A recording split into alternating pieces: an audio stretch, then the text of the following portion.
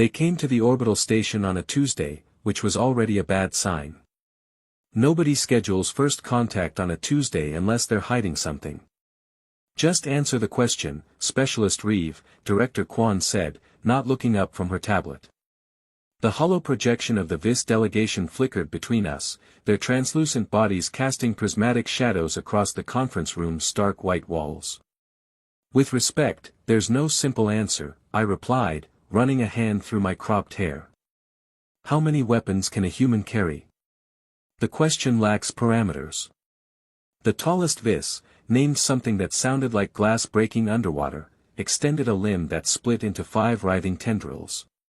Each tendril formed complex shapes that the translation software struggled to parse. Clarification: how many killing instruments can a standard human transport on their physical form before becoming immobilized? I laughed. They didn't. Look, I said, pulling up my own holoscreen, I'm not being difficult. I'm a weapons analyst. This is what EarthGov pays me for. I projected a historical timeline. We've been studying this exact question since we invented the pointy stick. Military forces have been optimizing combat loads for millennia. The Viss collectively shifted color, their translucent bodies flushing deep indigo, anxiety, according to our Xenopsych briefing. Your histories indicate baseline humans routinely carry between 3 and 12 dedicated killing instruments simultaneously, said a smaller Viss. This does not align with our observations. Director Quan finally looked up. Specialist Reeve is our leading expert on weapons psychology and physiology. If anyone can answer your question, it's her. What Quan wasn't saying, the Viss had approached humanity with advanced technology offers but seemed pathologically obsessed with our capacity for violence. Every diplomatic exchange circled back to weapons. After 6 months of dancing around the issue, EarthGov had finally assigned me, with my specialized doctorate in the evolution of human combat systems, to just give them a straight answer. Let me use a concrete example, I offered. I pulled up my service record hologram, showing myself in full tactical gear from my military days. Standard peacekeeping loadout, circa 7 years ago. Primary kinetic rifle, sidearm, 3 tactical knives of varying lengths, 2 programmable explosives, riot suppression gas, and a multi-tool with 17 combat applications. I flicked through the hologram, highlighting each item. 10 weapons, technically. But that's not counting multi-use equipment that could become weaponized. The helmet can crack a skull. The communications unit can be rewired into an electromagnetic pulse device. The hydration pack can. Enough, interrupted the lead Viss, its color darkening further. You confirm that your species routinely modifies non-weapon items into killing devices. I frowned. We call it adaptability or improvisation. It's not unique to weapons. You fail to understand, said another Viss, this one pulsing with small, rapid color shifts. We have observed human juveniles weaponizing eating utensils, writing implements, and garment closures. Oh. So that's what this was about. You've been watching our entertainment feeds, haven't you? I leaned forward. Action vids aren't documentaries. They're fantasies. We have monitored actual human behavior in 73 discrete habitation zones, replied the lead Viss. Your species handles objects with constant awareness of their lethal potential. This is unique among sentient species we have catalogued. The room went quiet. Quan's expression tightened. Specialist, she said carefully, please answer the delegation's original question to the best of your ability. I took a deep breath. The question isn't how many weapons we can carry. It's how many objects we can carry, period. And for humans, in the right circumstance, anything is a potential weapon. The Viss delegation's colors pulsed rapidly in what our software registered as alarm. This confirms our hypothesis, said the lead Viss. Humans are unique in viewing their entire environment as weaponizable. That's not what You will assist us in quantifying this capacity, continued the Viss. Our species requires precise metrics before establishing deeper relations with potentially hazardous civilizations. Director Kwon shot me a warning look. The trade agreements with the Viss represented trillions in economic benefits. All I had to do was play along. Fine, I said. But you need to understand weapons aren't just physical objects. They're contextual. Intent matters. Environment matters. A plastic stylus isn't deadly until you're in 0G and it's aimed at an unprotected eye. A medical nanite swarm is healing technology until reprogrammed. This is precisely the data point of concern, interrupted the smallest Viss, its color now a turbulent crimson. Your species possesses unlimited weapon capacity because you conceptualize everything as a potential weapon. Not by choice, I argued. It's survival instinct shaped by evolution. Predator awareness. Risk assessment. Pattern recognition. It's not malicious. Yet you were employed by your government specifically to weaponize human capacity, said the lead Viss. I felt a chill. They'd done their homework on me. My research was defensive. Understanding our capabilities to establish reasonable limits. The Viss delegation conferred in rapid pulses of light and color our translators couldn't process. When they finished, the lead Viss addressed Director Kwon directly. We request Specialist Reeve's participation in a controlled study. Her expertise is uniquely valuable. Kwon looked thoughtful. What kind of study? A simulation series. Non-invasive. Brief duration. I didn't like where this was going. Director. The specialist will be compensated according to standard research protocols, continued the Viss. The data collected will determine humanity's categorization in the Galactic Security Index. There it was. The threat hidden beneath diplomatic courtesy. If I didn't cooperate, humanity would be classified as a danger. Trade agreements would collapse. Our expansion into the wider galactic community would end before it began. I'll do it, I said before Kwon could respond. But I have conditions. Full disclosure of all test parameters. I maintain autonomy throughout. Any data collected belongs equally to EarthGov. The Viss delegation flickered, their colors stabilizing into a uniform pale blue. Acceptable, said the lead Viss. Prepare yourself, Specialist Reeve. The study begins in 6 hours. After they disconnected, Kwon gave me a long look. You realize what you've done? I nodded. They're not asking how many weapons we can carry. They're asking if we're too dangerous to trust. And are we? Kwon asked quietly. I thought about the centuries of warfare in our history.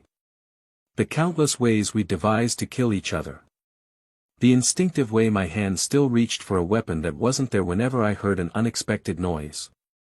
I guess we're about to find out. The Viss ship was nothing like I expected. No gleaming corridors or humming machinery, just endless organic chambers that seemed to breathe, walls pulsing with bioluminescent patterns that shifted as we moved through them. This is all grown, not built, explained my escort, a Viss who'd taken the human name Echo for simplicity. Our technology is cultivated, not manufactured. Fascinating, I said, trying not to think about how the floor felt uncomfortably like walking on living tissue. Where's the simulation taking place? Echo led me into a spherical chamber where 5 other Viss waited. The room was bare except for what looked like a pile of random objects in the center, some human-made, others alien. This is not a simulation, Echo said. It is an observational assessment. We wish to understand, not judge. Sure. And I was the Queen of Mars. What exactly am I being assessed on? I asked, eyeing the pile. I recognized a standard-issue multi-tool, a hydration pack, clothing items, and various alien artifacts I couldn't identify. We will present scenarios, explained a larger Viss. You will demonstrate human response patterns. You want me to show you how humans weaponize ordinary objects, I translated. The Viss collectively pulsed affirmative.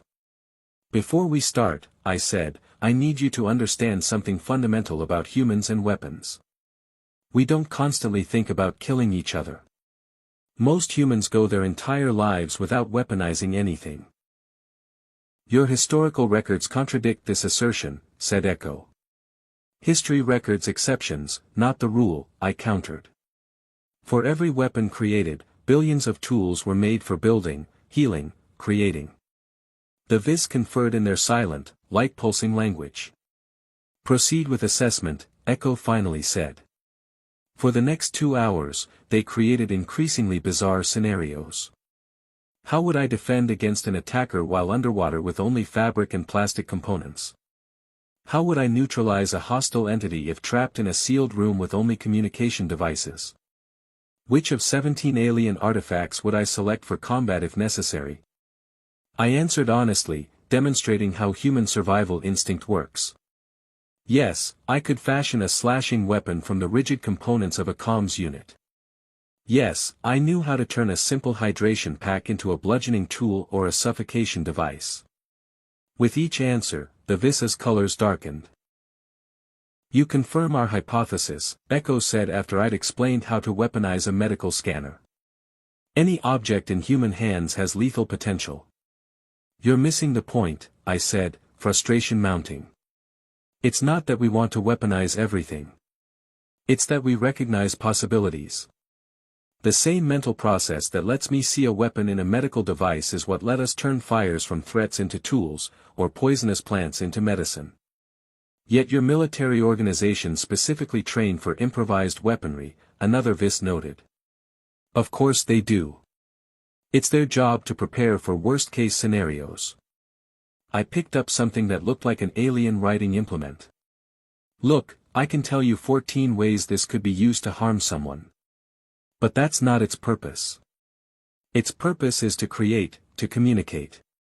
Echo took the implement from me. You view your capacity for violence as separable from your identity. Yes, I said emphatically. That's exactly what I'm saying. This contradicts observable human behavior, said the largest Viss. Your entertainment glorifies violence. Your children practice simulated combat as recreation. Your economic systems incentivize technological advancement through military applications. I wanted to argue, but exhaustion was setting in. They weren't wrong. Human history was soaked in blood. Our greatest technological leaps often came from finding better ways to kill each other. Let me try a different approach, I said. Have you studied our immune systems? The Viss indicated affirmative. Human bodies are constantly at war, I explained. Our immune cells attack anything they don't recognize. They're violent, ruthless, and efficient, they have to be. But that same aggressive defense system is what allows our consciousness, our creativity, our capacity for kindness to exist at all. I gestured around us. You've evolved differently. Your biology cooperates with your environment instead of fighting it. That's amazing, but it means you experience existence fundamentally differently than we do. Your metaphor suggests violence is necessary for your species' survival, Echo said. The capacity for violence was necessary for our evolution, I corrected. But like our appendix or tailbone, what once ensured our survival can become vestigial. We're evolving beyond it, but evolution takes time. The Viss conferred again, their colors shifting to something I hadn't seen before, a pearlescent white with ripples of gold. We require demonstration of maximum human weapon capacity, Echo announced suddenly. I blinked. What? Current assessment, inconclusive. Final test required. How many weapons can one human carry? Practical demonstration. They gestured to the pile, now considerably larger than before. Weapons of all kinds had been added, knives, projectile weapons, explosives, energy weapons, and things I couldn't even identify. This is ridiculous, I said. I'm not going to turn myself into a walking arsenal to satisfy your curiosity. The assessment must be completed, Echo insisted. Galactic security protocols require objective metrics. I stared at the weapons. Something wasn't adding up. The Viss were peaceful, advanced. Why this obsession with human weapon capacity? And then it hit me. You're afraid, I said softly. Not of what we might do to you, but of what we represent. The Viss went absolutely still, their colors frozen in patterns of shock. You evolved without predators, I continued, the pieces falling into place. Without the need to fight or flee. Violence is genuinely alien to you. That's why you're so fixated on our capacity for it, you can't comprehend how we function with that potential always inside us. Incorrect, Echo said, but their color betrayed them, rippling with what I now recognized as fear. No, I'm right, I said, stepping away from the weapons. And I refuse to participate further in this assessment. You want to know how many weapons a human can carry? The honest answer is, all of them and none of them. I gestured to my head. Every human carries the knowledge of violence. We can't unlearn it. But we can choose, every day, every moment, not to use it. The Vissa's colors fluctuated wildly. Paradox, one of them said. Capacity without implementation. Not a paradox, I corrected. Growth. The same mental flexibility that lets us see weapons everywhere also lets us choose to see tools, possibilities, connections instead. I walked to the chamber's entrance. Your assessment is fundamentally flawed because you're asking the wrong question. Don't ask how many weapons we can carry. Ask how we choose not to use them. For a long moment, nobody moved. Then Echo approached me, their color shifting to something calm and clear. Assessment concluded, they said. Results, unexpected. What's that mean for humanity's status? I asked. Classification, pending. Your species represents an evolutionary path we have not encountered. Further study required. I laughed. So we're still running the numbers. Affirmative, Echo replied. But preliminary findings suggest human capacity extends beyond weaponry to adaptation itself. This interests us. As they escorted me back to my shuttle, I couldn't help wondering if we'd passed their test after all. Not by proving ourselves harmless, we weren't, but by demonstrating something they found even more valuable, the ability to contain contradictions. Director Quan was waiting when I returned to the station. Well, she demanded. What's our status? I shrugged. Pending. They're still processing the results. Did you give them what they wanted? I thought about the weapons I didn't pick up, the violence I chose not to demonstrate. I gave them something better, I said. The truth. Which is? I looked out the viewport at the Viss ship, its organic structure glowing against the darkness of space. That the same thing that makes us dangerous makes us valuable. We're walking paradoxes, creatures who can turn anything into a weapon but can also choose not to. They don't understand that yet, but they want to. Quan considered this. So the trade agreements are probably safe.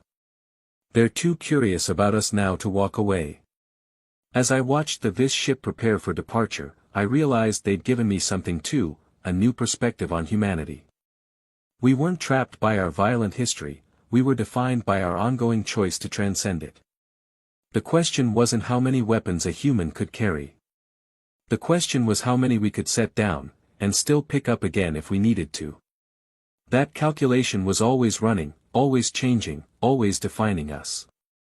The Viss were right about one thing, we were still running the numbers. And maybe we always would be,